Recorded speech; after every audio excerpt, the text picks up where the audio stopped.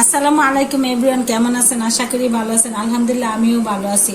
আর জাতীয় মাছ পাঙ্গাসের ডিম রান্না করব। জাতীয় মাছ তো ইলিশ আমরা সবাই জানি, কিন্তু কেন বলেছি যে পাঙ্গাস জাতীয় মাছ, ইলিশ মাছ তো আমরা খাইতে পাই না। ইলিশের কেজি হলো 3,000, 4,000, 2,000, 2,500 এরকম করে। তার জন্য তো ইলিশ মাছ খাইতে পাই না। আমরা এখানে পাঙ্গাস মাছকে জাতীয় মাছ বলি। আর মাছটা অনেক বড় ছিল, এক পিস। এই দেখেন অনেকগুলা পিস হয়েছে, এক পাটি অনেকটা পিস হয়েছে, আর অর্ধেক রেখে দিয়েছি। এখন কিভাবে এটা ভুনা করবো আপনাদের সাথে শেয়ার করতেছি। পেঁয়াজ কুচি করে নিয়েছি, কাঁচামরিচ কুচি করেছি, ধনিয়া পাতা কুচিয়েছি। কিভাবে এটা ভুনাটা করবো আপনাদের সাথে শেয়ার করতেছি। কড়াইটা গরম হয়ে গেছে, তেলটা দিয়ে দিচ্ছি। আর দেখুন গ্যাসের যেই অবস্থা, গ্যাসের চাক্কাটা উঠেছি, একটা পাথর দিয়া বসাইছি যাতে কড়াইটা না পইরা যায়। এখন তেলটা ভালো করে গরম হয়ে যায়। জিনিসপত্র এত দাম, একেবারে ঊর্ধ্ব মূল্যে। এই পাঙ্গাস মাছটা 200 টাকা কেজি নিচ্ছি। পাঙ্গাস মাছ তো আগে মানুষে খাইতে না, এখন এই মাছটা একটু ধরা ছোঁয়ার মধ্যে আছে। আর রুই কাতল 400-500 টাকা কেজি। আর চেংড়িতে তো ধরাই যায় না। চেংড়ি 1,000, 1,200, ছোট ছোট দেশি গুড়া চিংড়ি তাও 1,000 টাকা কেজি। তেলটা বোনেরা গরম হয়ে গেছে, পেঁয়াজ কুচিগুলো দিয়ে দিচ্ছি।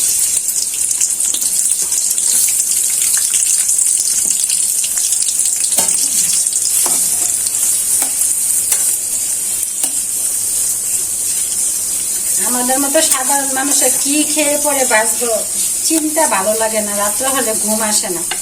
দ্রব্যমূল্য সবকিছু দাম যদি নিয়ন্ত্রণ নেয় সরকার, আনতো তাহলে সবচেয়ে আমরা খুশি হইতাম। পেঁয়াজটা ভালো করে ভাজা হয়ে যায়। তো বোনেরা পেঁয়াজটা ভাজা হয়ে গেছে, মশলাটা যাতে পুড়ে না যায় হালকা একটু জল দিয়ে দিচ্ছি। একে একে সবগুলো মশলা দিয়ে দিচ্ছি।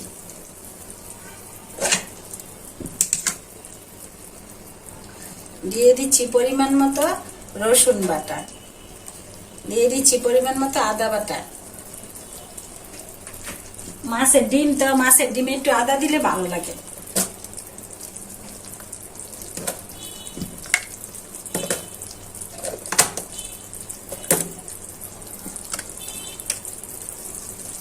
দিয়ে দিচ্ছি পরিমাণ মতন হলুদের গুঁড়া, দিয়ে দিচ্ছি পরিমাণ মতন মরিচের গুঁড়া,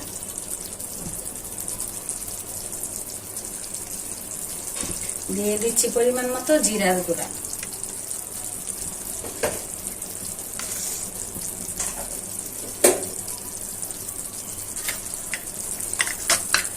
এখন নেড়ে চেড়ে ভালো করে মশলাটা কষিয়ে নেই।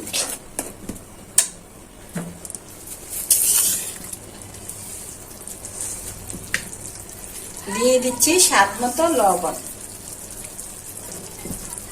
এখন ভালো করে মশলাটা কষানো হয়ে যায়।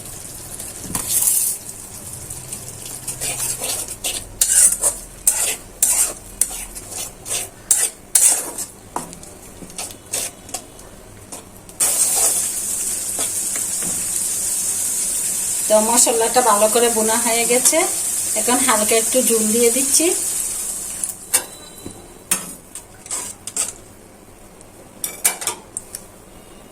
এখন ডিমগুলো দিয়ে দিচ্ছি।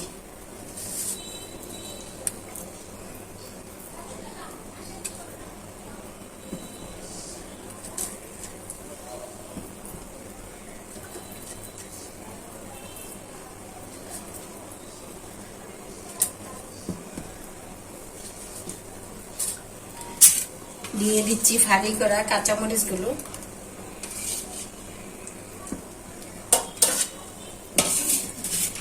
এখন একটু ঢেকে দিচ্ছি ভালো করে সিদ্ধ হওয়ার জন্য। দেখি কিরকম হয়েছে। ও মাছের ডিমটা একবারে ফুলে গেছে। উল্টাই দিয়ে এই যে দেখুন মাছের পিসের মতনই হয়েছে।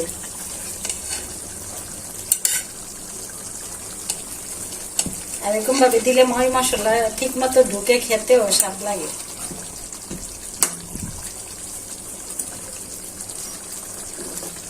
এক পিঠ সুন্দর মতো হয়ে গেছে। এখন ভালো করে আর একটু হয়ে যায়, প্রায় হয়ে গেছে। দেখি বোনেরা কিরকম হয়েছে। মাশাআল্লাহ মাশাআল্লাহ, কি সুন্দর একটা কালার এসেছে, খেতেও স্বাদ হবে মনে হয়। এই যে দেখতে মনে হয় মাছের কুপ্তা। খিচাকে কিরকম হয়েছে,